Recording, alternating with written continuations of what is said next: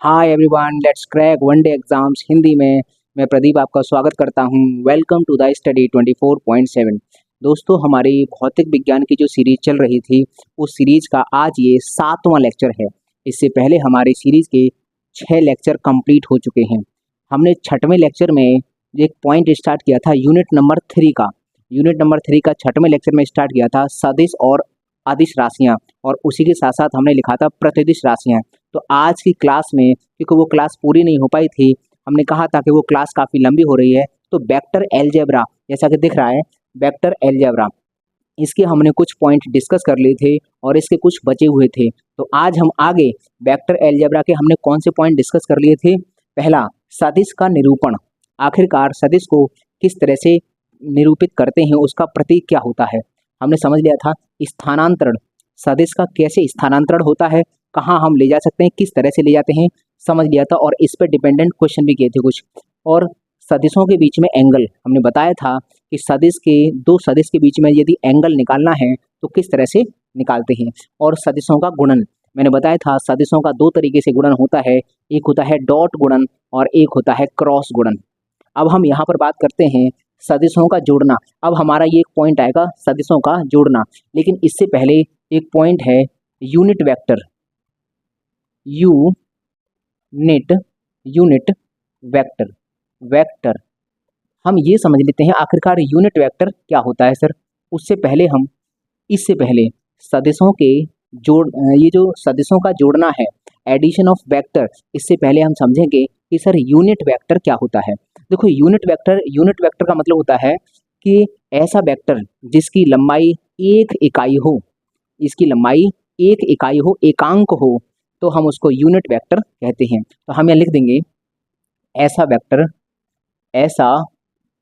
Vector जिसकी जिसकी लंबाई या परिमाण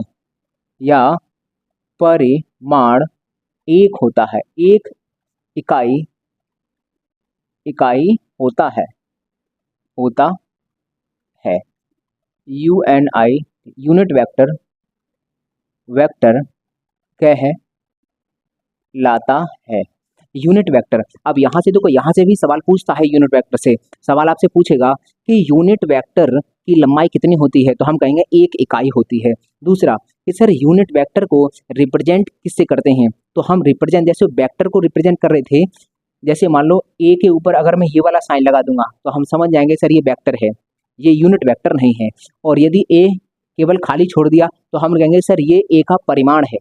मतलब ये, या तो हम बोलेंगे कि सर ये वेक्टर नहीं है, या फिर हम बोलेंगे ए वेक्टर का ये परिमाण है।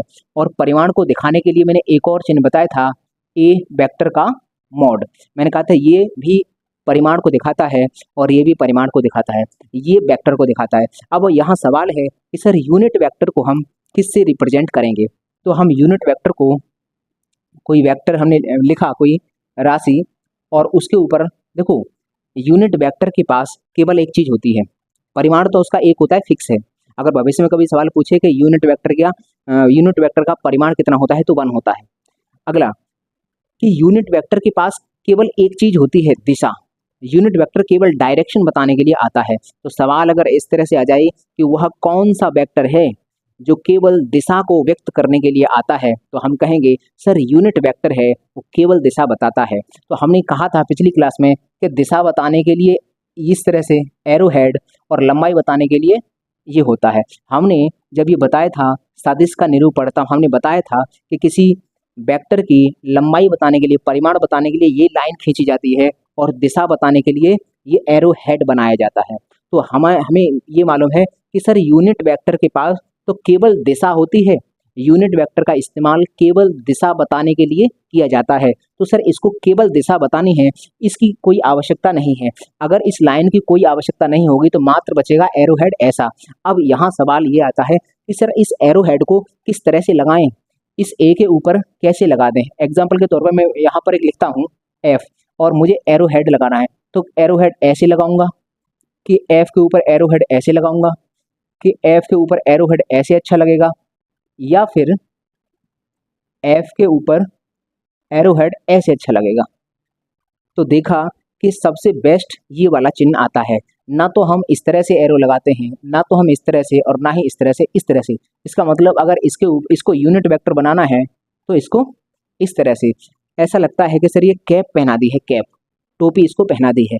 तो हम जैसे भी कहीं भविष्य में देखेंगे कि सर कोई राशि है, कोई अज्ञात राशि है, एल्जेब्रिक राशि है, और उसके ऊपर सर कैप लगा हुआ है, तो समझ जाएंगे सर ये यूनिट वेक्टर है, यूनिट वेक्टर। और इसको पढ़ेंगे ए कैप, ये है ए कैप।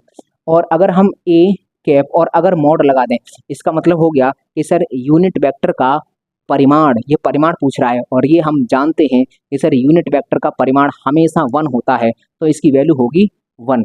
तो आज की बात याद रखो कि कोई भी वेक्टर हो, मैं मान लेता हूँ एक्स और वेक्टर, ये यूनिट वेक्टर है, और अगर किसी इसके ऊपर अगर परिमाण लगा देंगे तो इसकी वैल्यू हमेशा 1 होगी।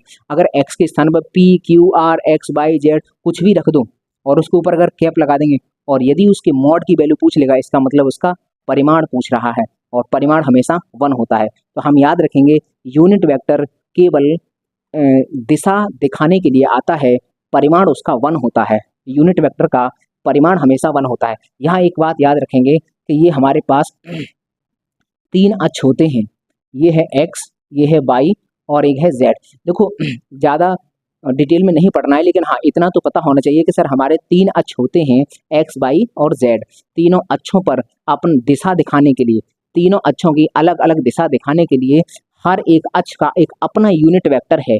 जैसे x का यूनिट वेक्टर i कैप होता है, और y का यूनिट वेक्टर j कैप होता है, और z का यूनिट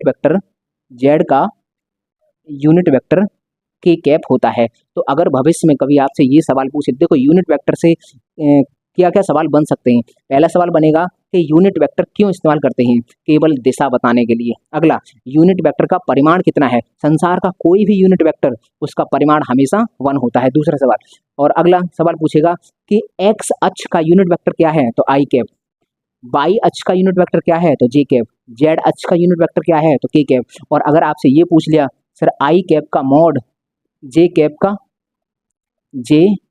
का मॉड और के कैप का मॉड, तो इन तीनों की वैल्यू जो होगी वो होगी केवल 1। मैंने पहले ही कहा था, संसार की कोई भी अज्ञात राशि और इसके ऊपर मॉड लगा दिया तो वो बन जाता है यूनिट वेक्टर, और उसका परिमाण हमेशा 1 होता है। तो थोड़ा यूनिट वेक्टर के बारे में ये जानकारी रखना। अब हम पढ़ते हैं कि आखिरकार सदिशों का जोड़ना किस तरह से होता है। सर वेक्टरों का जो जोड़ना है, सदिशों का जो जोड़ना है वो साधारण बीजगणित को फॉलो नहीं करता है। सदिशों का जोड़ना 2 तरीके से होता है, इसके 2 नियम हैं। तो हम कहेंगे 2 नियम हैं। तो पहला नियम है त्रिभुज जोड़ने का त्रिभुज नियम, जोड़ने का त्रिभुज नियम है। और अगला हम क्या समझेंगे, अब पहले हम जोड़ने का त्रिभुज नियम समझते हैं कि सर ये क्या होता है। देखो, ये जोड़ने का त्रिभुज नियम केवल तब लगेगा जब 2 वेक्टरों के बीच का एंगल 90 अंश होगा। हमेशा यदि वेक्टर्स के बीच में एंगल 90 अंश है तभी हम त्रिभुज का नियम लगा सकते हैं। सर अगर ऐसा हुआ कि सर वेक्टर के बीच का कोण 90 अंश नहीं हुआ तो हमेशा हमें समांतर चतुर्भुज का नियम लगाना है। वेक्टर का जो जोड़ना है वो 2 तरीके से होता है। पहला होता है त्रिभुज का नियम और दूसरा होता है समांतर चतुर्भुज का नियम। त्रिभुज का नियम हम तब लगाते हैं जब हम कहेंगे सर इसको अप्लाई कब करते हैं, लगाते हैं। इसको कब लगाएंगे, जब 2 वेक्टर के बीच 90 अंश का कोण हो। जब 2 वेक्टरों के बीच में 90 अंश का कोण हो, सभी वेक्टर एक दूसरे से लंबवत हैं, तब हम त्रिभुज का नियम लगा सकते हैं। अगर सर अगर 90 अंश नहीं हुआ तो समांतर चतुर्भुज का नियम लगाएंगे। पहले हम त्रिभुज का नियम समझते हैं। देखो त्रिभुज का नियम क्या होता है, पहले हम यहाँ लिखते हैं कि त्रिभुज का नियम है क्या। त्रिभुज के नियम में होता क्या है कि मान लीजिए ये वेक्टर है और एक अगला वेक्टर है, तो कैसे जोड़ेंगे।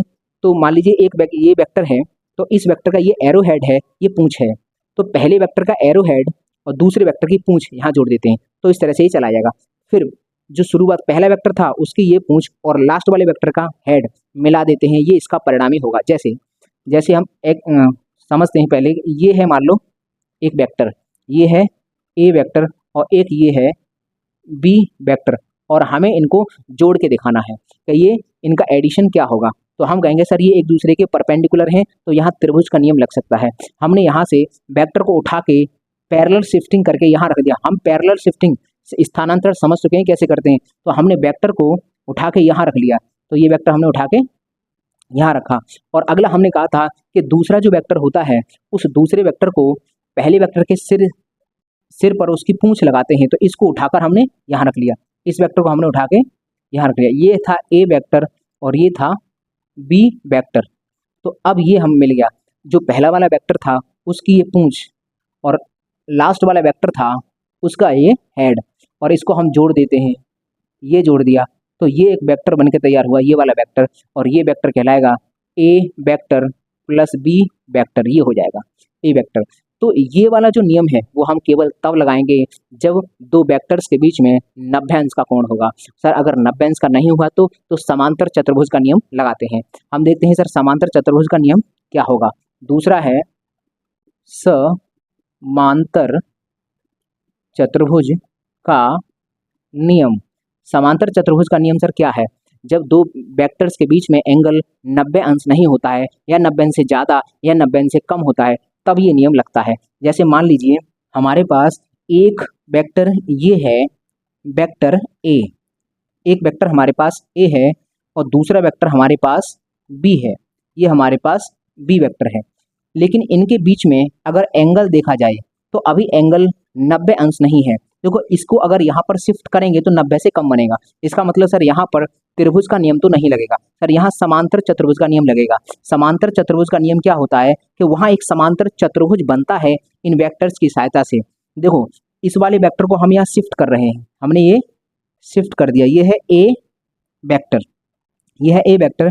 और ये वाला जो वेक्टर है इसको हम यहाँ पैरेलल शिफ्टिंग इसकी कर देंगे, ये हो गया बी वेक्टर, ये हो गया हमारा बी वेक्टर।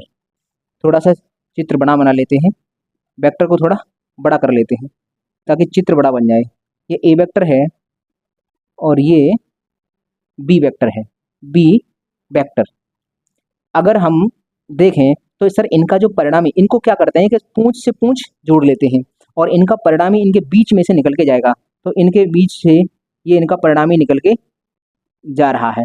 ये इसको बोलते हैं आर वेक्टर, आर वेक्टर इसको बोल देते हैं, यहाँ लिख देते हैं आर वेक्टर, ये इनका परिणामी है। अब हमें ये मालूम है कि सर ये जो है ये ए वेक्टर है, ये बी वेक्टर है और आर इसका परिणामी है, तो इसकी समांतर शिफ्टिंग करेंगे। इसको अगर यहाँ उठा के ले जाएंगे तो ये हो जाएगा ये वेक्टर, ये आ गया हमारा ए वेक्टर। और अगर हम इसकी पैरेलल शिफ्टिंग करेंगे तो ये वेक्टर हो जाएगा हमारा बी वेक्टर। तो ये हमारा समांतर चतुर्भुज बना। अब हम बात करते हैं सर ये आर जो परिणामी है इसका फॉर्मूला क्या बनेगा। तो हम कहते हैं कि सर ये आर वेक्टर का परिणामी का फॉर्मूला बनता है अंडर रूट के अंदर पहले वाले वेक्टर का परिणामी का स्क्वायर प्लस दूसरे वाले वेक्टर का परिणामी का स्क्वायर प्लस 2 ए पहले वाले वेक्टर का परिणामी दूसरे वेक्टर का परिणामी इंटू कॉस थीटा, ये होता है फॉर्मूला, ये हमको याद रहे। कॉस थीटा सर यहाँ क्या है? सर इन दोनों वेक्टर्स के बीच का एंगल है, दोनों वेक्टर के बीच का एंगल है। ये फॉर्मूला हमको डायरेक्ट याद रहे, हमको ये डायरेक्ट याद रहे कि आर वेक्टर अगर दो वेक्टर का परिणामी निकालना है, यदि इनके बीच में 90 अंश का कोण नहीं है तो सर समांतर चतुर्भुज का नियम लगेगा। और समांतर चतुर्भुज के नियम से ये फॉर्मूला बनता है कि अगर ए वेक्टर और बी वेक्टर का परिणामी चाहिए तो हम परिणामी बराबर होता है अंडर रूट के अंदर पहले वाले वेक्टर की लंबाई का स्क्वायर दूसरे वाले वेक्टर की लंबाई का स्क्वायर, मतलब परिणामी उसका परिणामी कितना है उसका स्क्वायर प्लस दोनों वेक्टर की लंबाइयों का गुणनफल और कॉस थीटा, जहां थीटा होता है उनके बीच का एंगल। अब हम इस फॉर्मूले को डायरेक्ट याद रखना है, इसको हम प्रूफ करके भी निकाल सकते थे लेकिन प्रूफ हमारे काम का नहीं है क्योंकि हमारा जो एग्जाम होता है वो ऑब्जेक्टिव होता है, सब्जेक्टिव नहीं होता। तो हमें डायरेक्ट फॉर्मूला याद रखना है और इस फॉर्मूले पे डिपेंडेंट कुछ महत्वपूर्ण अभी क्वेश्चन हम करने वाले हैं। तो पहले आप इसका स्क्रीनशॉट लीजिए, उसके बाद में इस फॉर्मूले पे डिपेंडेंट कुछ महत्वपूर्ण न्यूमेरिकल हैं उनको मैं करूँगा, ठीक है। तो चलिए आप इसका स्क्रीनशॉट लीजिए। तो चलिए अब हम इस फॉर्मूले को समझ लेते हैं। आखिरकार ये परिणामी जो समांतर चतुर्भुज का नियम था उसके परिणामी का फॉर्मूला ये होता है, इससे मैक्सिमम वैल्यू क्या होगी और मिनिमम वैल्यू क्या होगी वो हम इसको निकालते हैं। देखो अगर ये अगर हमें परिणामी की मैक्सिमम वैल्यू चाहिए आर वेक्टर और मैक्स चाहिए एम ए एक्स, तो हमें यहाँ पर केवल त्रिकोणमितीय अनुपातों में केवल कॉस दिख रहा है। अगर इसकी मैक्सिमम वैल्यू चाहिए तो कॉस की टेबल में कॉस की जो मैक्सिमम वैल्यू होती है वो 1 होती है।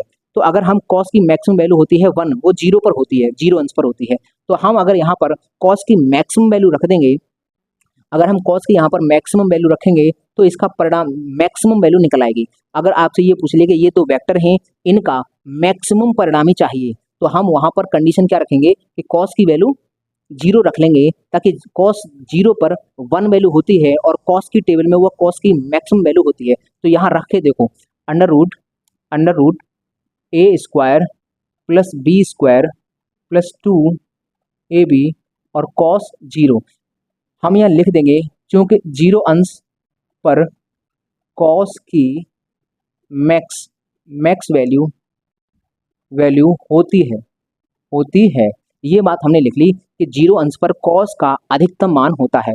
तो आर मैक्सिमम निकल रहा है यहाँ से, देखो a square plus b square plus 2ab, cos 0 का मान 1 होता है तो वो 1 रह गया, बराबर देखो a square plus b square plus 2ab, ये ए प्लस बी का फॉर्मूला होता है, ए प्लस बी के होल स्क्वायर का, ए प्लस बी का होल स्क्वायर, और ये है हमारे पास अंडर रूट। इस स्क्वायर से ये अंडर रूट कट जाएगा, इससे ये कट जाएगा, तो हमारे पास बचा केवल ए प्लस बी।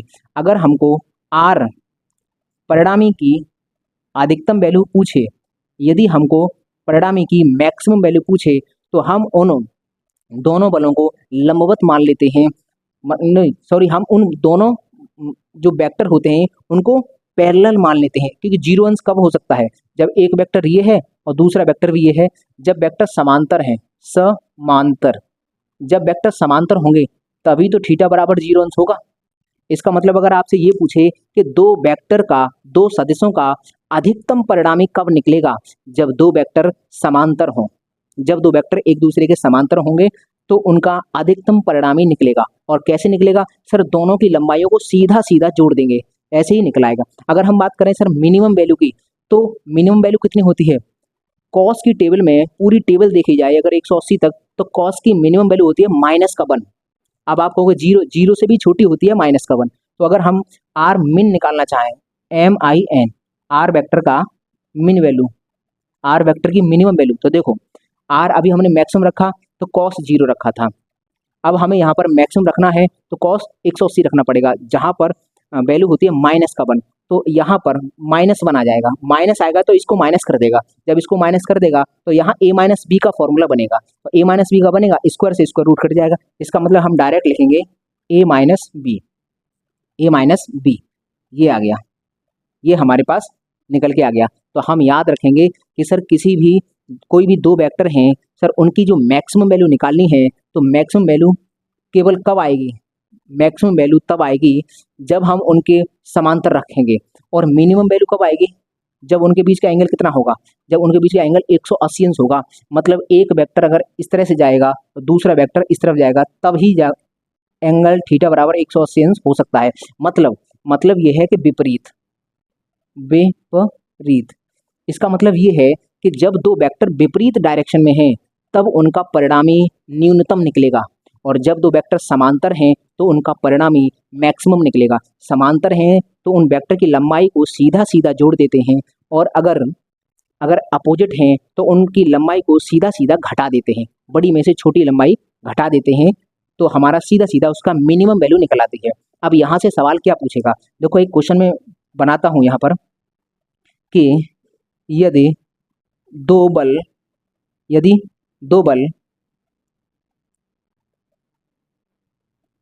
5 न्यूटन तथा 3 न्यूटन के किसी पिंड पर लगे हैं, तो निम्न में से उनका परिणामी कौन सा नहीं हो सकता सकता। मतलब ये सवाल रेलवे के एग्जाम में पूछा है और ये सवाल कई बार मैंने देखा है कि ये उसने कहा कि कोई एक पिंड है, उस पर दो बल कार्य कर रहे हैं, लेकिन उसने ना तो एंगल बताया ना कुछ नहीं बताया, उसने ये कहा कि दो बल इस पर लगे हुए हैं। ये दो बल, ये बताइए कि अगर किसी पिंड पर ये दो बल लगे हैं तो उनका परिणामी जो होगा, परिणामी निम्न में से क्या नहीं हो सकता। अब ऑप्शन मुझे याद नहीं है तो मैं अपने हिसाब से बना रहा हूँ यहाँ पर। परिणामी नहीं हो सकता, देखो मैं ऑप्शन यहाँ लिख दे रहा हूँ।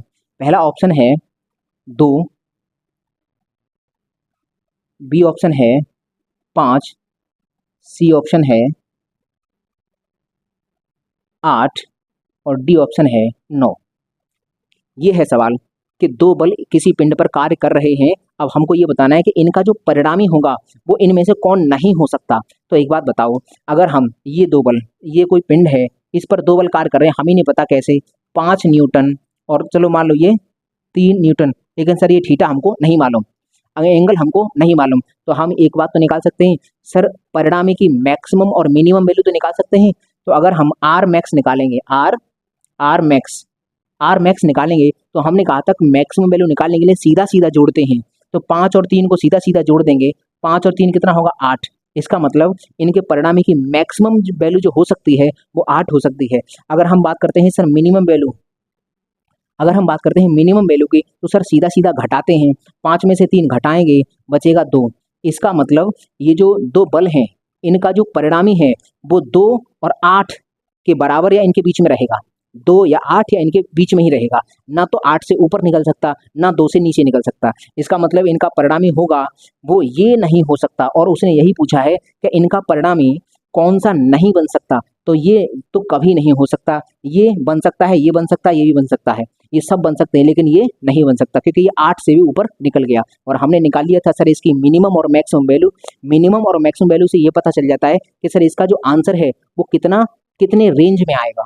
तो इसका जो रेंज होगी वो 8 से 2 तक होगी, इनके 8 होगा या फिर 2 होगा या इनके बीच में होगा। तो इसका जवाब होगा ये। तो ये भी बहुत इंपॉर्टेंट सवाल है, ये कई बार एग्जाम में पूछा गया है, तो आप इसको याद रखेंगे। अगला अगर हम बात करते हैं एक, और चलो एक काम करो, इसका स्क्रीनशॉट लीजिए, उसके बाद में इसके बैक टू बैक 3 सवाल लिखता हूँ। 3 सवाल हैं हमारे लिए, तो मैं अभी उन तीनों सवालों को कराऊंगा, आप इसका स्क्रीनशॉट लीजिए पहले। तो चलिए अब हम कुछ वेक्टर अलजेब्रा के सवालों को देख लेते हैं कि वेक्टर अलजेब्रा से किस तरह से सवाल बन सकते हैं। तो पहला सवाल यहाँ पर दिख रहा है, किसी वस्तु पर पूर्व दिशा में 5 न्यूटन बल और उत्तर दिशा में 12 न्यूटन बल कार्य करता है, तो परिणामी बल क्या होगा। मतलब अगर इस सवाल को सॉल्व करें, इसके ऑप्शन है ये। तो अगर हम बोलते हैं कि इसने बोला है कि 5 न्यूटन का पूर्व दिशा में, तो 5 न्यूटन का बल पूर्व दिशा में हमने कर दिया, ये 5 न्यूटन का बल है, 5 न्यूटन, 5 न्यूटन पूर्व दिशा में हमने लगा दिया। और ये कह रहा है 12 न्यूटन बल उत्तर दिशा में लगाओ, 12 न्यूटन बल उत्तर दिशा में, 12 न्यूटन बल उत्तर दिशा में लगा दिया। अब इसने ये कहा कि इसका परिणामी बताओ। तो एक बात बताइए, इनके बीच में कितना एंगल है, एंगल है 90 अंश। तो परिणामी के फॉर्मूले में कॉस थीटा की वैल्यू यहाँ 90 रख देना। तो हम एक बार रखते हैं, चलो, आर परिणामी का मॉड बराबर अंडर रूट फॉर्मूला हम रखते हैं, पहले वाले का स्क्वायर, पहला वाला चलो इसको मारो चाहे इसको मान लो, चलो 12 का स्क्वायर, पहला वाला हमने ये मान लिया, प्लस दूसरे वाले का स्क्वायर, दूसरे वाले का प्लस 2 इंटू पहला वाला और मल्टीप्लाई बाई दूसरा वाला और कॉस। अब यहाँ पर ये आपको दिखेगा नहीं, दिखेगा, रुको, उधर दिखेगा नहीं, थोड़ा नीचे लिख दे रहा हूँ क्योंकि यहाँ दिखेगा नहीं, कॉस 90, क्योंकि ये 90 है, ये पूरब है, पूरब दिशा, और ये है उत्तर दिशा। तो पूरब और उत्तर दिशा के बीच में 90 अंश का कोण होता है। देखो 2 इंटू पहला वाला वेक्टर और दूसरे वाले की लंबाई और नीचे कॉस 90, ये नीचे नहीं है मतलब आगे ही है, तो इधर दिखेगा नहीं, तो मैंने यहाँ लिख दिया है। अब हम देखते हैं कि 12 का स्क्वायर कितना होता है 144, प्लस 5 का स्क्वायर होता है 25, प्लस 2, 12 पन 60 और 2 120, ये हो गया 120। लेकिन कॉस 90 का मान कितना होता है, कॉस 90 का मान होता है 0। तो अगर 120 का गुणा 0 में करेंगे तो ये पूरा टर्म 0 हो जाएगा। अगर ये 0 हो गया तो इन दोनों को अगर ऐड करेंगे तो 4 और 5 9 और ये 3 6 और 1 169, और 169 का स्क्वायर रूट निकालेंगे तो निकलेगा 13। इसका मतलब इसका मतलब ये है कि जब दो बल, एक बल पूर्व दिशा में लग रहा है और दूसरा बल उत्तर दिशा में लग रहा है, तो पूर्व और उत्तर से कोण देने की आवश्यकता नहीं है, क्योंकि कोण इन दोनों दिशाओं के बीच में 90 अंश होता है। अगर परिणामी निकालेंगे तो परिणामी कहीं यहाँ से बीच में से जाएगा, तो परिणामी कहीं बीच में से निकल के जाएगा, तो हमने फॉर्मूला लगा दिया R बराबर पहले वाले का स्क्वायर, फिर दूसरे वाले का स्क्वायर, और फिर दोनों का मल्टीप्लाई और कॉस थीटा। तो इसके साथ हमने निकाला 13 न्यूटन। तो कितना आंसर आया? 13 न्यूटन। कहाँ पर है? ये सी ऑप्शन। तो इसका जवाब हो गया सी ऑप्शन। अगला हम सवाल देखते हैं। देखो ये सवाल आप खुद कर सकते हो, मैंने अभी अभी तुमको कराया था, तो इस सवाल को करो कि यदि किसी वस्तु पर 5 न्यूटन तथा 4 न्यूटन के दो बल लगे हैं, तो उनका परिणामी नहीं हो सकता। उनका परिणामी क्या नहीं हो सकता? तो मैंने बताया था आर मैक्सिमम और आर मिनिमम निकाल लो, वो रेंज पता चल जाएगा, वहाँ से हम इसको देखते हैं। तो हम आर मैक्स निकालते हैं, MAX। तो आर मैक्सिमम कितना हो जाएगा? सर इन दोनों बलों को सीधा जोड़ दो, 5 और 4 कितना हो गया? 9 न्यूटन तो मैक्सिमम हो गया। और आर अगर मिनिमम निकालेंगे तो वो कितना हो गया? सर बड़े में से छोटा घटा दो, तो ये हो गया 1 न्यूटन। इसका मतलब हमको रेंज पता चल गई। रेंज ये है कि अधिकतम मान इनका जो परिणामी आएगा उसका अधिकतम मान 9 न्यूटन हो सकता है और मिनिमम मान 1 न्यूटन हो सकता है। 1 न्यूटन से छोटा नहीं हो सकता और 9 न्यूटन से बड़ा नहीं हो सकता इनका परिणामी। तो इसमें देखो क्या नहीं हो सकता, देखो 14, ये 9 न्यूटन से ऊपर निकल गया। इसका मतलब ये ऑप्शन होगा इस सवाल का जवाब। अगला सवाल देखते हैं कि यदि, ये बहुत इंपॉर्टेंट सवाल है, यदि ए वेक्टर प्लस बी वेक्टर बराबर है, ये बराबर है किसके? ये बराबर है ए वेक्टर माइनस बी वेक्टर के। तो हमें ये बताना है कि सर ए वेक्टर और बी वेक्टर के बीच का कोण कितना होगा। अगर ये चीज़ है तो इन दोनों के बीच का एंगल बताइए। तो हम यहाँ रखते हैं ए वेक्टर प्लस बी वेक्टर बराबर ए वेक्टर माइनस का बी वेक्टर। हमें इनके बीच का एंगल चाहिए। तो एक काम करते हैं, ये एक इक्वेशन है और दोनों पक्षों में हम चाहे कुछ भी कर सकते हैं, अपनी मर्जी से किसी का भी गुणा करें, किसी का भी भाग लगाएं, किसी का भी अंडर रूल लें, कोई फर्क नहीं पड़ता, लेकिन काम दोनों तरफ करना होगा। हम दोनों तरफ मॉड लगाते हैं। हमने इसका मॉड MOD मॉड लेने पर हमने इन दोनों तरफ मॉड लिया, तो ए वेक्टर प्लस बी वेक्टर का मॉड बराबर ए वेक्टर माइनस बी वेक्टर का मॉड। अब हम इस मॉड को खोलेंगे। इस मॉड का फॉर्मूला होता है ये वाला, तो है यही तो था, परिणामी का मॉड, पहले का स्क्वायर दूसरे का स्क्वायर और दोनों का मल्टीप्लाई। अच्छा ये फॉर्मूले में ये मैं भूल गया हूँ, यहाँ स्क्वायर रूट लगेगा, ये होगा फॉर्मूला, स्क्वायर रूट लगता है क्योंकि इसका स्क्वायर होता है। तो अगर इनका परिणामी का फॉर्मूला हम बात करें तो अंडर रूट के अंदर ए का स्क्वायर प्लस बी का स्क्वायर प्लस ये प्लस है तो 2AB कॉस थीटा, थीटा है इनके बीच का एंगल, बराबर यहाँ पर भी लगाओ ए स्क्वायर अंडर रूट के अंदर a square plus b square minus का 2AB कॉस थीटा। तो स्क्वायर से स्क्वायर रूट से स्क्वायर रूट कट गया और देखो इधर ए स्क्वायर है, ए स्क्वायर से ए स्क्वायर कट जाएगा और इधर बी स्क्वायर से बी स्क्वायर कट जाएगा, क्योंकि इधर से उधर जाएगा तो माइनस में हो जाएगा, ये उधर जाएगा तो माइनस में हो जाएगा, फिर कट जाएगा। ये जो 2AB कॉस थीटा है इसको हम इधर लेकर आएंगे तो जुड़ जाएगा, तो 2AB कॉस थीटा ये और 2AB कॉस थीटा ये इधर आके जुड़ जाएगा, तो ये हो जाएगा 4AB कॉस थीटा। लेकिन इधर क्या बचा? इधर कुछ नहीं बचा, इधर शून्य बचा। इसको हम ये मल्टीप्लाई में इधर भेजेंगे तो गुणा में आ जाएगा, तो कॉस थीटा बराबर 0 ही हो जाएगा, क्योंकि इसका भाग अगर 0 में लगेगा तो फर्क पड़ेगा नहीं। तो इसका मतलब ये हो गया कि ये कॉस थीटा बराबर COS। कॉस की टेबल में 0 वैल्यू किसकी होती है? तो 0 वैल्यू होती है 90 अंश की, 90 अंश की 0 वैल्यू होती है। तो अब यहाँ से कॉस से कट गया, कॉस से कॉस कटा और आंसर आ गया 90 अंश। तो इस सवाल का जवाब होगा 90 अंश। तो 90 अंश कहाँ पर है? ये ऑप्शन नंबर डी। तो ये आ गया, ये हमारे तीनों सवाल हुए। तो इसी तरह से यदि सवाल बनेंगे तो आप वेक्टर अलजेब्रा के सवालों को आराम से, मतलब भली भांति आराम से कर लोगे, किसी प्रकार की टेंशन नहीं होगी। तो पहले आप इसका स्क्रीनशॉट लो, इसके बाद इसमें लास्ट टॉपिक बचा है अभी, तो उसको हम करेंगे, वो प्रतिदिश राशियाँ। तो पहले इसका स्क्रीनशॉट लीजिए। उम्मीद है कि स्क्रीनशॉट ले लिया होगा। तो चलिए अब हम प्रतिदिश राशियाँ देखेंगे, आखिरकार प्रतिदिश राशियाँ क्या होती हैं, प्रतिदिश राशियों को समझेंगे कि प्रतिदिश राशियाँ क्या हैं। दो तरह की राशियाँ हमने देख ली कि सर सदिश क्या होता है और अदिश क्या होता है। अगर आपसे ये पूछ ले कि दो वेक्टर के बीच में अगर हमें मैक्सिमम वैल्यू चाहिए, मैक्सिमम परिणामी चाहिए, तो वो वेक्टर किस तरह वो आपस में कैसे होंगे, तो मैक्सिमम होंगे तो वो वेक्टर आपस में समांतर होंगे, और मिनिमम होंगे तो वो वेक्टर मिनिमम हो अगर निकालना है तो वो वेक्टर एक दूसरे के विपरीत होंगे, हम ये याद रखेंगे। तो यहाँ से हमें वेक्टर का जोड़ना घटाना समझ में आ गया कि किस तरह से जोड़ना घटाना होता है। इसकी अपना एक अलग ही अलजेब्रा है। हेडिंग नोट करेंगे, प्रतिदिश राशियाँ, प्रतिदिश राशियाँ, प्रतिदिश टेंसर क्वांटिटी,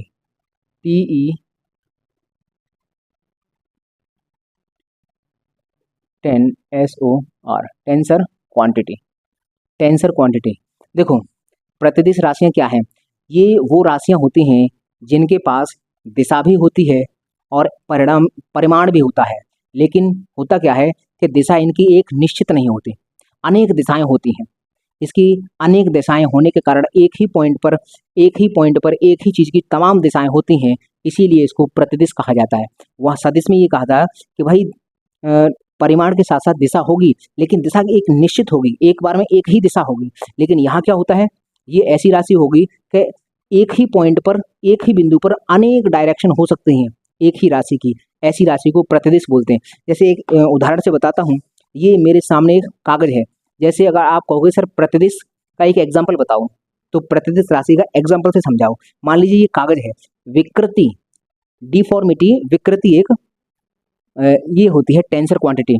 विकृति का मतलब है किसी की आकृति मोड़ मार के अगर बदल दी जाए तो वो विकृति होती है, मतलब परमानेंट उसमें अगर परिवर्तन कर दिया जाए किसी की आकृति में तो वो विकृति कहलाती है। जैसे मान लो ये पेज है, पेज को मैंने जैसे मोड़ा और मोड़ने के बाद ऐसा बना दिया, ऐसा बना दिया, तो जब इन्हें मोड़ा था तो ये चारों तरफ से बल लग रहा था और इधर से भी चारों तरफ से बल लगा, तो बल की जो डायरेक्शन थी वो बहुत थी, तमाम इसके ऊपर चल रहा था, तब ये इसमें एक ये आ गया शेप। इसका मतलब इसमें विकृति आ गई, इसमें परमानेंट एक चेंज आ गया, विकृति। तो ये जो है इसी को विकृति कहते हैं। अगर किसी की शेप में तमाम बल चारों तरफ से बल लगाकर, मतलब बल की इस पर डायरेक्शन कहाँ कितनी होगी, बल पर तमाम, देखो इधर से भी तमाम बल लग रहे हैं और इधर से भी तमाम बल लग रहे हैं, तब इसमें विकृति आई है। इसका मतलब विकृति एक प्रतिदिश राशि है।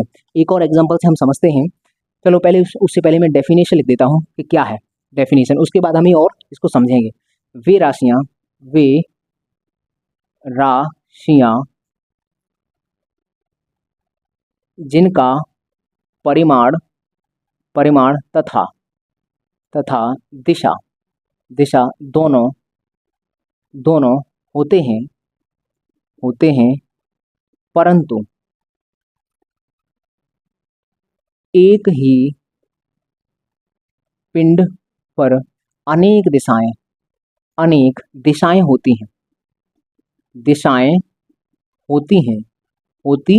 हैं, इसलिए वे प्रतिदिश राशियां कहलाती हैं। इसलिए वे प्रतिदिश राशियां कहलाती हैं, मतलब तमाम होते। जैसे मैंने उदाहरण एग्जाम्पल के तौर में मानते हैं कि सर उदाहरण क्या है, विकृति, स्ट्रेन, STRAIN, या इसी को डिफॉर्मिटी बोलते हैं। डिफॉर्मिटी, विकृति का मतलब होता है किसी चीज में बल लगाकर या किसी भी उसकी परमानेंट चेंज ला दें तो वो विकृति होता है। तो विकृति तो आपको समझ में आ गया कि सर ऐसे चारों तरफ से बल लग रहा था, बल की तमाम डायरेक्शन एक ही पॉइंट पर कार्य कर रही थी, तब विकृति आगे बनी। तो विकृति एक ऐसी राशि है जब चारों तरफ से तमाम डायरेक्शन के माध्यम से बल लगता है तब वो क्रिया पूरी होती है। इसका मतलब ये है सर विकृति कैसी है, टेंसर, क्योंकि तमाम बल लगाने के बाद, तमाम डायरेक्शन में बल लगाने के बाद ये हमको मिलती है। अगला हमारा उदाहरण है, जैसे एक एग्जांपल लेता हूँ। जैसे मैंने मान लो ये गुब्बारा है, इसमें मैंने फुल इसमें पानी भर दिया है, पानी इसमें भरा हुआ है। अगर मैं यहाँ पर इसके दाब लगाऊंगा, दाब मैंने कहा इस पर मैं दाब लगाना चाहता हूँ, तो तुमने अगर यहाँ पर दाब मान लो 5 इकाई दाब लगाया, इकाई, अगर तुमने इस पर यहाँ पर 5 इकाई दाब लगाया है तो इस द्रव के हर एक कण पर 5 इकाई, हर एक कण पर, इसके हर एक पार्टिकल पर सभी दिशाओं में 5 इकाई, 5 और 5। मतलब ये जो दाब है, यहाँ अगर तुमने 5 इकाई दाब लगाया है, 5 इकाई, तो ये जो दाब है इस इस पानी के, ये जो पानी है इसके हर एक कण पर हर एक दिशाओं में लग जाएगा। इसका मतलब ये दाब कैसी है, दाब भी प्रतिदिश राशि में ही आती है। लेकिन इंटरमीडिएट तक हम ये जितनी भी प्रतिदिश राशियां हैं उन सबको अदिश राशियां मानते हैं। जैसे अगर तुम कहोगे सर सवाल अगर एग्जाम में आ गया, सवाल आया कि सर ये दाब जो है ना वो कैसी राशि है, अब ऑप्शन में है प्रतिदिश तो प्रतिदिश टिक लगेगा, बेशक तुम्हारा अदिश रखा रहे लेकिन प्रतिदिश है तो प्रतिदिश पे लगाएंगे। और अगर ऐसा है कि सर सदिश अदिश और ऑप्शन में प्रतिदिश नहीं है तो फिर हम उसको अदिश पर टिक लगा देंगे। कुल मिलाकर जितनी भी ये प्रतिदिश राशियां हैं वो इंटरमीडिएट तक उनको अदिश माना जाता है। सभी प्रतिदिश राशियों को इंटरमीडिएट तक अदिश माना जाता है। और जितने भी वनडे एग्जाम होते हैं वो हाई स्कूल लेवल तक की बात करते हैं। इसका मतलब सवाल में अगर आ गया, सवाल में यदि आया हाँ कि ये विकृति कैसी राशि है, तो सबसे पहला हमारा काम यही होगा कि सर हम प्रतिदिश ढूंढेंगे। लेकिन इंटरमीडिएट लेवल तक का है तो शायद ऑप्शन में प्रतिदिश ना दे, तो नहीं देगा तो अदिश तो देगा ही देगा। इसका मतलब ये है कि प्रत्येक प्रतिदिश राशि अदिश राशि कहलाती है इंटरमीडिएट तक। तो वनडे एग्जाम में ऐसा मत सोचना कि सर ये दे दिया और ऑप्शन में प्रतिदिश है ही नहीं तो सवाल गलत हो गया। सवाल गलत नहीं है, प्रतिदिश नहीं है तो अदिश को हम टिक लगा देंगे। तो और ये दाब यहीं आता है, दाब, दाब भी हम यहीं पर बोलेंगे प्रेशर। और उसके बाद यहाँ विद्युत धारा, विद्युत धारा भी यहीं आती है। अगला है घनत्व। घनत्व, सर घनत्व की भी कोई आकृति नहीं होती। घनत्व और एक होता है प्रतिरोधकता, प्रतिरोधकता, रजिस्टिविटी, इनका भी तमाम डायरेक्शन होती हैं एक ही पॉइंट पर, इसीलिए इन सब को प्रतिदिश राशियां या प्रदिश राशियां कहते हैं। तो अब हमें यहाँ समझ में आ गया कि सर सदिश राशि क्या होती है, अदिश राशि क्या होती है और प्रतिदिश राशि क्या है। सर हमारे एग्जाम में अगर क्वेश्चन बना तो सर हम किस पर टिक लगाएंगे। अगर सवाल ऐसे बना, चलो मैं यहाँ एक क्वेश्चन लिखता हूँ, क्वेश्चन कि विकृति डैश राशि है। और इसके जो ऑप्शन होंगे, मैं दो तरीके के ऑप्शन बनाता हूँ। देखो पहले तरीके का ऑप्शन है ए सदिश, ये सदिश है। ऑप्शन नंबर बी कि ये अदिश है। ऑप्शन नंबर सी प्रतिदिश राशि है। ये ऑप्शन नंबर डी मूल राशि है। ये बताओ इनमें से कौन। और इसी सवाल के ऑप्शन अलग टाइप के बना रहा हूँ। ए, चलो इधर बना देते हैं, इसी के और हैं। पहला ऑप्शन उधर नहीं दिखेगा, रुक जाओ, इसके यही बनाते हैं यहाँ पर। ए सदिश राशि और बी अदिश राशि और सी मूल और डी पूरक। सवाल यही है कि विकृति डैश राशि है। अब कैसी है राशि है, अगर हमारे सामने ऑप्शन ये आ गए तो भाई विकृति हम जानते हैं प्रतिदिश होती है, ऑप्शन हमको प्रतिदिश मिल रहा है तो यही है इसका आंसर। लेकिन अगर ऑप्शन हमारे सामने इस तरह के हैं तो सर इनमें से ढूंढना है, तो सर इनमें प्रतिदिश तो है ही नहीं, तो प्रतिदिश नहीं है तो हर एक प्रतिदिश राशि इंटरमीडिएट तक अदिश मानी जाती है। इस सवाल का जवाब बी ऑप्शन होके अदिश हो जाएगा।